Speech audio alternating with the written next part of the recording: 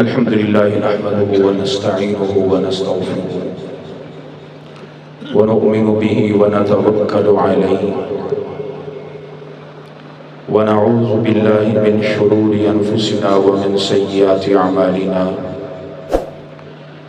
من يهده الله فلا مضل له ومن يضلله فلا هادي له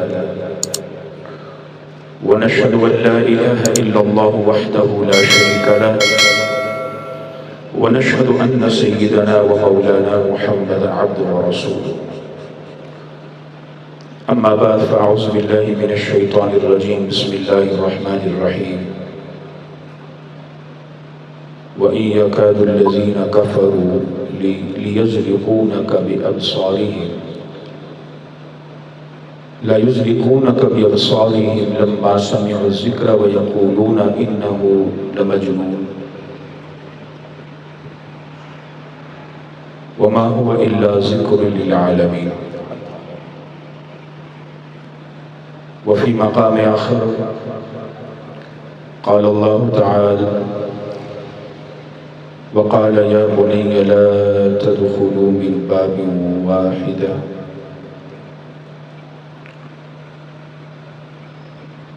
قال النبي صلى الله عليه وآله وسلم العين حق أو كما قال عليه الصلاة والسلام.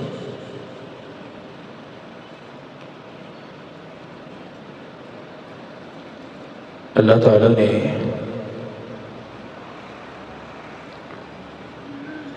اپنا کرم کیا ہے کہ اللہ نے ہم سب کو ایک بار پھر یہاں جمع کیا ہے، اور اللہ تعالیٰ کا عظیم احسان ہے کہ اللہ نے یہ توفیق دی اور ہم سب جمع ہوئے، اور مقصد یہ ہے کہ بس اللہ کو یاد کریں، اللہ کا ذکر کریں۔ تو اس حوالے سے چند ایک باتیں آپ حضرات کی گوش گزار کر دوں، پھر انشاءاللہ ذکر کی مجلس ہوگی۔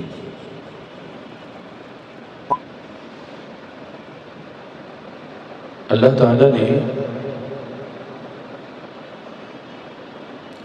ایک نظام بنایا ہے، اور یہ نظام ایسا ہے کہ جس میں انسان آگے بھی بڑھتا ہے، اور اس نظام کی اگر وہ مخالفت کرے تو وہ انسان نیچوں نیچ گر جاتا ہے۔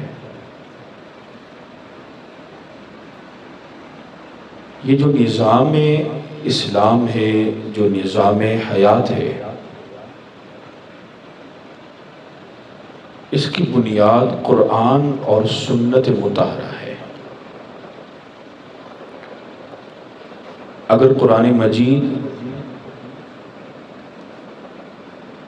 پر عمل ہوگا، سنت مطہرہ کو ساتھ لے کر انسان زندگی گزارے گا، تو اس کے لیے یہ دین باعث نجات ہوگا۔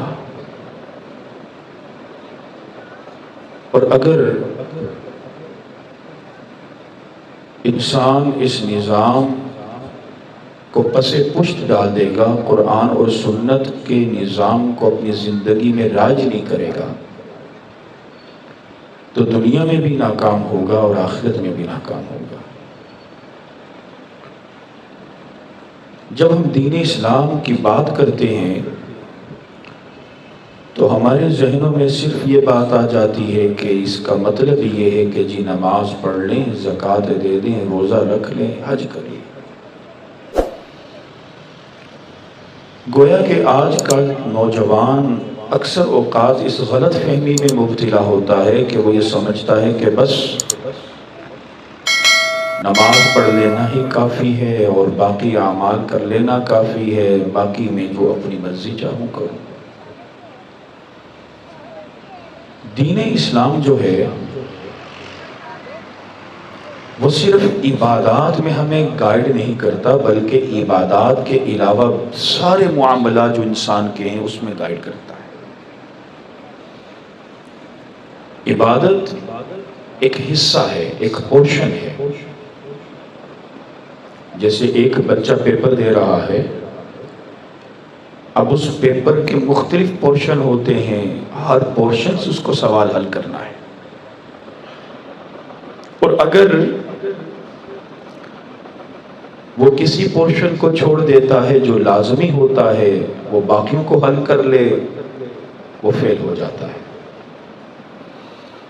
اسی طرح دین اسلام کے بھی مختلف حصے ہیں۔ عبادت یہ ایک حصہ ہے، دین کل نہیں ہے۔ معاشرت ایک حصہ ہے، دین کل نہیں ہے۔ اخلاق ایک حصہ ہے، دین کل نہیں ہے۔ معاملات ایک الگ حصہ ہے، دین کل نہیں ہے۔ ان تمام کو جمع کر لیا جائے تو پھر بنتا ہے دین اسلام۔ یعنی دین اسلام کیا ہے؟ جناب نبی اکرم صلی اللہ علیہ وسلم نے فرمایا الایمان بضع و سبعون شعبہ۔ ایک حدیث میں فرمایا کہ الایمان بضع و ستون شعبہ، ایمان کے تقریباً 60 اور ایک حدیث میں تقریباً 70 شعبے ہیں۔ تو دین کا ایک شعبہ جو ہے وہ کافی نہیں، بلکہ جو مومن ہوتا ہے وہ کون ہوتا ہے کہ جو سب شعبوں کو اختیار کرتا ہے۔ اور دین اسلام ہمیں موجودہ دور کے سارے مسائل کا بھی حل بتاتا ہے۔ میں صرف ایک بات آپ حضرات کے سامنے رکھنا چاہتا ہوں۔ آج کل ہر ایک دوسرے تیسرے گھر میں یہ بات ہوتی ہے کہ حالات خراب ہیں، مشکلات میں کوئی گرفتار ہے تو کہا جاتا ہے کہ اچھا لگتا ہے کسی نے کچھ کر دیا ہے۔ اور پھر انسان بعض اوقات مختلف چیزوں کی طرف چل پڑتا ہے جو غیر شرعی ہوتی ہیں۔ دین اسلام اس کے بارے میں بھی ہمیں گائیڈ کرتا ہے، اور دین اسلام میں جو جہاں دوسری چیزوں کا تصور ہے، ایک تصور آتا ہے جس کو کہا جاتا ہے نظر بد کا۔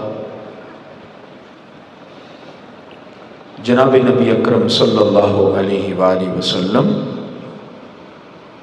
خود فرماتے ہیں کہ العین حق، کہ نظر بد کا لگنا یہ حق ہے، یہ بالکل سچ ہے کہ اگر کوئی بندہ اچھا خاصا ہے اور اس کو کسی کی نظر لگ گئی تو یہ ہو سکتا ہے کہ اس نظر کے لگنے سے اس کو بیمار پڑ جائے، اس نظر کے لگنے سے اس کا کاروبار خراب ہو جائے، اس کے نظر کے لگنے سے مختلف مسائل پیدا ہو جائے۔ یہ نظر بد اصل میں چیز کیا ہے؟ اللہ تعالی نے ہم انسانوں کو جو بنایا ہے نا، ہمیں اللہ نے بڑی طاقتیں دی ہیں، اتنی طاقتیں دی ہیں کہ ہم ان کا شمار بھی نہیں کر سکتے۔ عام طور پر ہم ایک بات پڑھتے ہیں کہ جناب نبی اکرم صلی اللہ علیہ وآلہ وسلم کہ ذات مقدسہ اتنی عظیم تھی کہ وہ کسی پر اپنی نظر کرم فرماتی تھی، بندہ مومن ہو جاتا تھا۔ اللہ نے نظر میں بڑی طاقت رکھی ہے، ہماری نظر ہے اس میں بڑی طاقت ہے۔ آپ کسی کو گھور کر دیکھنا شروع کر دینا، تھوڑی دیر کے بعد وہ آپ کو دیکھنا شروع کر دے گا۔ آج کی سائنس مانتی ہے کہ ہماری نظروں میں ایسی مقناطیسی کشش ہے کہ جو اگلے انسان پر اثر ڈالتی ہے۔ دین اسلام نے اس چیز کو سمجھا اور اس کے بارے میں تعلیمات دی۔ حضرت یعقوب علیہ السلام جب حضرت یوسف علیہ السلام کی طرف ان کے بھائی جا رہے تھے تو یعقوب علیہ السلام نے فرمایا یا بنی لا تدخلوا من باب واحد، کہ میرے بیٹے ایک دروازے سے تم سب مت جانا، بلکہ کیا کرنا کہ تم ابواب متفرقہ، تم الگ الگ دروازوں سے انٹر ہونا، الگ الگ دروازوں سے جانا۔ تم ایک دروازوں سے داخل ہو جاؤ گے، اچھے خاصے، اچھا قد، دیکھنے میں بارو، ایسا نہ ہو کہ لوگوں کی تمہیں نظر لگ جائے۔ اب یعقوب علیہ السلام اللہ کے نبی ہیں، اور وہ یہ سمجھتے ہیں کہ اگر یہ سارے میرے بچے ایک دروازے سے داخل ہوئے، لوگوں کی نظر پڑے گی، کوئی حرص کی نظر ہوگی، کوئی تعجب کی نظر ہوگی، کوئی ان کو سمجھے گا کہ جی کتنے پیارے ہیں، اتنے اچھے بچے ہیں، کیا قد ہے، کیا صحت ہے، ایسا نہ ہو کہ ان کو نظر لگ جائے۔ تو کیسے داخل ہونا؟ الگ الگ دروازوں سے جانا۔ قرآن کریم میں یہ آیت ملتی ہے کہ جس سے علماء نے نظر بد کو، اس کے اوپر تعلیمات کو سمجھا اور لکھا کہ اللہ نے اشارتاً ہمیں سمجھا دیا۔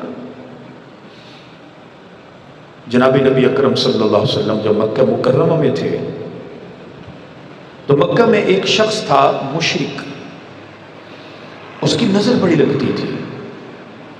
اب مشرکین جو تھے وہ ہمارے نبی صلی اللہ علیہ وسلم کے دشمن تھے۔ ان مشرکین نے یہ خیال کیا، یہ منصوبہ بنایا کہ ایسا کرتے ہیں فلاں کے پاس چلتے، اس کی نظر بڑی لگتی ہے، اسے کہتے ہیں کہ بھائی ذرا ان کو بھی نظر لگا دو تاکہ ہمارا کام بن جائے۔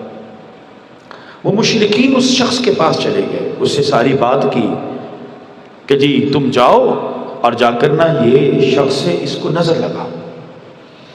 اب وہ بندہ وہاں سے نکلا، جناب نبی اکرم صلی اللہ علیہ وسلم کو اللہ تعالیٰ نے وحی کے ذریعے خبر دے دی۔ صرف خبر نہیں دی بلکہ سورہ قلم کے آخری 2 آیتیں نازل کر دی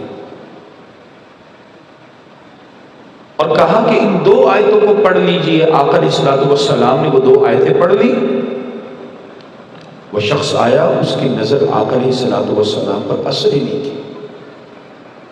اب یہاں سے سمجھ لیں کتنا سینسٹیو میٹر ہے، نظر لگتی ہے۔ حضرت سہل بن حنیف رضی اللہ تعالی عنہ کے بارے میں آتا ہے، یہ وہ صحابی تھے کہ جو ماشاءاللہ اچھے قد کاٹ کے تھے، خوبصورت رنگ تھا۔ ایک بار آپ کسی عمل میں مصروف تھے تو ایک صحابی گزرے، ان کا نام تھا حضرت عامر بن ربیعہ رضی اللہ تعالی عنہ۔ تو عامر بن ربیعہ رضی اللہ تعالی عنہ نے ان کو دیکھا اور آگے بڑھے اور دیکھا کتنا خوبصورت نوجوان ہے، حسرت بھری نظر سے دیکھ لیا۔ اب جو ہی آگے قدم رکھا تو حضرت سہل بن حنیف اسی جگہ نیچے گر گئے اور رنگ پیلا، جیسے دورہ پڑ جاتا، اس طرح کی حالت ہو گئی۔ لوگوں نے آپ کو اٹھایا، جناب نبی اکرم صلی اللہ علیہ وآلہ وسلم کے پاس لے گئے۔ آقا دیکھ کر پہچان گئے۔ آقا علیہ الصلوۃ والسلام نے پوچھا کہ بھائی ماجرا کیا ہے، کیا تمہیں کسی کے بارے میں کوئی ایسی بات نظر آئی؟ تو انہوں نے کہا جی ہمیں تو شک ہے کہ عامر بن ربیعہ نے ان کو دیکھا تھا اور ان کی نظر لگ گئی ہے۔ آقا علیہ الصلوۃ والسلام نے عامر بن ربیعہ کو بلایا اور آقا نے فرمایا غلام یقتل احدکم اخاہ اذا رأى احدکم من اخی ما يعجبه فلیدع له بالبرکہ۔ اے عامر تم نے تو اپنے بھائی کو مار ہی ڈالا تھا، اس کی برکت کے لیے دعا کرو۔ آقا نے اشارتاً سمجھا دیا کہ نظر لگتی ہے۔ تو دین اسلام ہمیں یہ سمجھاتا ہے کہ نظر بد ہے، اور عام طور پر جیسے لوگ کہتے ہیں کہ جی کسی نے کچھ کر دیا ہو، کسی نے کچھ، کوئی کرنے والا نہیں ہے۔ عام طور پر یہ نظر بد کا اثر ہوتا ہے، کاروبار کو نظر لگ گئی، صحت کو نظر لگ گئی، گھر کو نظر لگ گئی، ہو جاتا ہے۔ حتیٰ کہ جناب نبی اکرم صلی اللہ علیہ وآلہ وسلم نے تو یہاں تک فرما دیا، زمانہ جاہلیت میں ایک روایت تھی، روایت یہ ہوتی تھی کہ اگر کسی کی نظر لگ جاتی تھی نا تو اس بندے کو کہا جاتا تھا بھائی تو ایسا کر، تو غسل کر، اپنے ہاتھ پاؤں منہ وغیرہ دھو لو اور یہ جو استعمال شدہ پانی ہوتا تھا اس سے اس کو غسل دیا جاتا تھا جس کو نظر لگتی تھی. یہ جاہلیت میں ایک روایت تھی. اور آقا علیہ الصلوۃ والسلام نے یہاں تک فرما دیا، آقا نے فرمایا العین حق، نظر بد حق ہے، وَلَوْ كَانَ شَيْءٌ سَابَقَ الْقَدْرَ سَبَقَتْهُ الْعَيْنُ، اگر کوئی چیز اللہ کی تقدیر پر غالب آ سکتی تھی تو پھر وہ نظر بد ہوتی. وَإِذَا اغْتُسِلْتُمْ فَاغْسِلُوا، اگر تمہارا بھائی چاہے کہ تمہارے پانی سے غسل کرے اس کو غسل کرنے دو تاکہ اس کا وہم تو ختم ہو. یعنی آقا علیہ الصلوۃ والسلام نے اس رسم کو جاری رکھوایا، آپ نے منع نہیں کیا تاکہ اس کو اطمینان مل جائے غسل کر کے بھائی مجھ سے نظر بد ختم ہو گئی. حضرت اسماء بنت عمیس رضی اللہ تعالی عنہا، یہ حضرت جعفر طیار رضی اللہ تعالی عنہ کی اہلیہ تھی. حضرت جعفر طیار یہ حضرت علی کے بڑے بھائی تھے، اور حضرت اسماء بنت عمیس رضی اللہ تعالی عنہ جو تھی یہ حضرت علی کی بھابی تھی. ان کے دو بیٹے تھے. ایک بار جناب نبی اکرم صلی اللہ علیہ وسلم حضرت اسماء کے پاس آئے، اور حضرت اسماء ہمارے نبی صلی اللہ علیہ وسلم کی سالی بھی تھی. تو پاس آئی تو دیکھا دونوں بچے بڑے کمزور. کہا اسماء یہ تمہارے بچے کھاتے پیتے نہیں ہیں؟ کہ حضرت کھاتے تو ہیں لیکن کو نظر لگ جاتی ہے. جناب نبی اکرم صلی اللہ علیہ وسلم نے حضرت اسماء کو پھر دعا سکھائی. کہا اسماء یہ دعا پڑھ دیا کرو. اور وہ دعا کیا تھی جو عام طور پر ہم التحیات میں یا آیت الکرسی یا معوذتین پڑھ لیں، اور کچھ خاص دعائیں بھی ملتی ہیں جو آقا نے کچھ احادیث میں ملتا ہے کہ آقا نے تلقین فرمائی. لیکن بہرحال آقا علیہ الصلوۃ والسلام نے ان کو کہا کہ اسماء ان پر دم کیا کرو تاکہ نظر بد ختم ہو. آقا نے خود بھی دم کیا. یہ اتنی سخت ہوتی نظر بد. اب بس میں آپ کو آخر میں یہ بتاؤں کہ اس نظر بد سے چھٹکارا کیسے ملتا ہے، کیسے ختم ہو سکتی ہے. جناب نبی اکرم صلی اللہ علیہ وآلہ وسلم جب آپ کی کچھ طبیعت ناساز تھی تو حضرت جبریل امین آئے. تو حضرت جبریل امین علیہ السلام نے پوچھا کہ اشکیت، اے آقا لگتا ہے آپ کی طبیعت ٹھیک نہیں ہے. فقال نعم، آقا نے کہا ہاں میری طبیعت ٹھیک نہیں ہے. تو جبریل امین نے پھر آقا علیہ الصلوۃ والسلام کو نظر کا دم کیا. وہ دم کے الفاظ احادیث میں منقول ہیں، اور کہا بسم اللہ ارقیک من کل شیء یؤذیک من شر کل نفس او عین حاسد، اللہ یشفیک بسم اللہ ارقیک، میں آپ پر دم کرتا ہوں اللہ کے نام سے. تو جبریل امین نے وہ دم کیا آقا علیہ الصلوۃ والسلام پر. تو یہاں تک آپ دیکھ لیں کہ مسئلہ کتنا سینسٹیو ہے. تو اس لیے ایک تو آپ تمام حضرات ایک چیز کو اپنی زندگی کا معمول بنائیں کہ جو مسنون دعائیں ہیں نا ان کو اپنی زندگی میں شامل کریں. گھر سے باہر نکلنے کی دعا، مسجد میں داخلے کی دعا، مسجد سے باہر جانے کی دعا، بیت الخلاء میں جانے کی دعا، بیت الخلاء سے نکلنے کی دعا، گھر میں داخل ہونے کی دعا، صبح کی شام کے اذکار، یہ جو مسنون اذکار ہیں ان کو زندگی کا حصہ بنائیں. کیونکہ یہ جو مسنون اذکار ہیں یہ ایک پروٹیکشن ہے، یہ انسان کو بے شمار چیزوں سے سیکیور کر دیتے ہیں. یوں سمجھے کہ جب آپ نے دعا پڑھ لی نا، آپ نے گھر سے باہر قدم رکھا، آپ نے دعا پڑھی، تو گویا ایک اللہ نے آپ کے ارد گرد ایک ایسا پروٹیکشن سرکل پیدا کر دیا ہے، ایسا دائرہ پیدا کر دیا ہے کہ کوئی بھی نظر بد لگے گی وہ اس پروٹیکشن دائرے سے اندر نہیں جائے گی، وہ لگ کر باہر نکل جائے گی، آپ پر اثر نہیں کرے گی. یہ دعائیں بڑی اہم ہیں. آج ہم نے نا دعائیں چھوڑ دی ہیں. تو اس لیے صبح و شام کے اذکار کو آپ اپنی زندگی کا حصہ بنائیں. جناب نبی اکرم صلی اللہ علیہ وآلہ وسلم نے جو دعائیں کی ہیں، حضرت حسن اور حسین رضی اللہ تعالی عنہما، ان کے پاس ہمارے نبی صلی اللہ علیہ وسلم تشریف لائے، اور آقا علیہ الصلوۃ والسلام نے ان پر معوذتین پڑھ کر پھونکی. معوذتین کہتے ہیں جو آخری دو سورتیں ہیں، سورہ فلق اور سورہ الناس. اور پھر آقا علیہ الصلوۃ والسلام نے ان پر نظر قدم کیا، وہ کلمات بھی احادیث میں موجود ہیں، اعوذ بکلمات اللہ تامہ من کل شیطان وہامہ ومن کل عین لامہ۔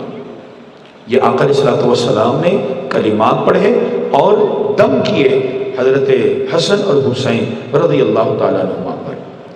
تو بہرحال دین اسلام جو ہے وہ صرف ایک پورشن کا نام نہیں ہے، دین میں بڑے راز ہیں، لیکن اب آپ یہ سمجھ جائیں یہ جتنی بھی تعلیمات ہیں یہ ساری کی ساری تعلیمات ہمارے فائدے کے لیے ہیں، اس میں ہمارا کچھ نہیں جاتا۔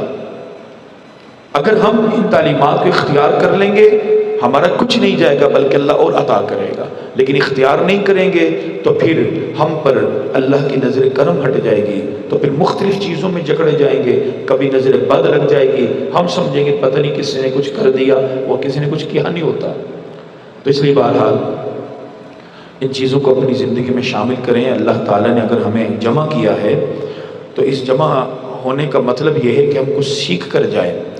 تو رات کو سونے سے پہلے جو آقا علیہ الصلوۃ والسلام 3 صورتیں پڑھا کرتے تھے، سورہ اخلاص، سورہ فلق اور سورہ الناس، یہ 3 صورتیں معمول تھی، آقا ان کو پڑھتے تھے، تلاوت فرماتے تھے، اپنے ہاتھوں پر پھونکتے تھے اور پورے جسم پر وہ ہاتھ مل لیتے تھے جہاں تک وہ ہاتھ جاتے تھے، یہ معمول رہا ہے۔ حضرت عائشہ صدیقہ رضی اللہ تعالیٰ عنہ فرماتی ہیں کہ آقا علیہ الصلوۃ والسلام کا یہ اتنا معمول تھا کہ جب آپ کے آخری ایام تھے تو آپ تو خود نہیں پڑھ سکتے تھے تو میں پڑھ کر پھونکا کرتی تھی۔ تو اس لیے اس چیز کو اپنی زندگی میں شامل کریں، اور ہم جب اپنے آپ کو دین اسلام کے سرکل میں لے کر آئیں گے، یا ایھا الذین آمنوا ادخلوا فی السلم کافہ، پورے کے پورے داخل ہو جاؤ دین میں۔ ایسا نہیں کہ ایک قدم مسجد میں ہے باقی سارے باہر ہیں، یا منہ مسجد میں کر رہی ہے باقی سارے باہر ہیں۔ ادخلوا فی السلم کافہ، دین میں داخل ہونا ہے، پورے کے پورے داخل ہونا ہے، ولا تتبعوا خطوات الشیطان، شیطان کی پیروی نہیں کرنی، انہ لکم عدو مبین، اللہ کہتا ہے وہ تمہارا سب سے بڑا دشمن ہے۔ تو اس لیے دین بڑا خوبصورت ہمارا دین ہے، اور یہ دین ہمیں دنیا میں رہنے کا طریقہ بھی بتاتا ہے، زندگی گزارنے کا سلیقہ بھی بتاتا ہے۔ بہرحال دعا کر اللہ تعالیٰ سے جو کہا ہے جو سنا ہے عمل کی توفیق عطا فرمائے۔ اب انشاءاللہ ذکر ہوگا، حضرت پیران پیر شاہ عبد القادر جیلانی رحمۃ اللہ علیہ کے طریقت سے چلا رہا ہے۔ یہ ذکر کا جو سلسلہ ہے آپ حضرات کو میں یہ بتا دوں کہ یہ ذکر کا سلسلہ حضرت پیران پیر شاہ عبد القادر جیلانی رحمۃ اللہ سے ہوتا ہوا حضرت حسن بصری رحمۃ اللہ علیہ تک جاتا ہے، پھر حضرت حسن بصری رحمۃ اللہ علیہ سے ہوتا ہوا حضرت صدیق اکبر رضی اللہ تعالی عنہ تک یہ جاتا ہے۔ اور بر صغیر میں اس سلسلے کے جو بڑے بڑے مشائخ ہیں، حضرت مولا احمد علی لاہوری رحمۃ اللہ علیہ وہ اس طریقت کے ہیں، پھر ان کے بعد حضرت مولا عبید اللہ انور رحمۃ اللہ علیہ کے توسط سے یہ ذکر آگے چلا۔ یہ جو ذکر کی مجلس آپ کے اس مسجد میں ہوتی ہے ہر جمعہ، اور جو اب ہم نے یہ ماہانہ شروع کر دی، یہ کس کی برکت ہے؟ حضرت مولانا عبید اللہ انور رحمۃ اللہ علیہ کی برکت ہے۔ حضرت مولانا عبید اللہ انور رحمۃ اللہ علیہ اس مسجد میں کئی بار تشریف لائے، اور یہاں انہوں نے ذکر کیا